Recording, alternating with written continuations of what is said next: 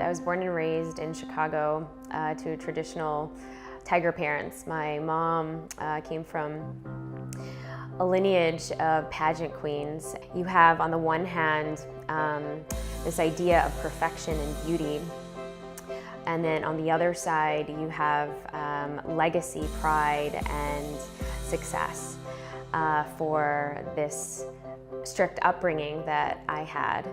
My dad had this entrepreneurial zest to leave, and so both of my parents met in Chicago.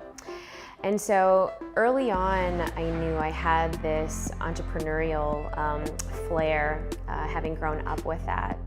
Things took a slight turn when I was 10 years old, and typical Asian culture, you know, you're in ballet, you're in dance, you're in violin, I play the piano.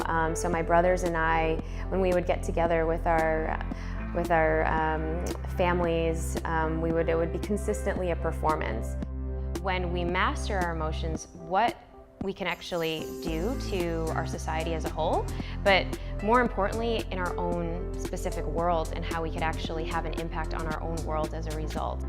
We have been trained and conditioned for so many years, even when we were children, to think a certain way, to be a certain way, and we can't think outside the box. Then when we make mistakes, how are we supposed to innovate and transform for the next generation? And that's why emotional grit is so important. That's why I'm so passionate about it.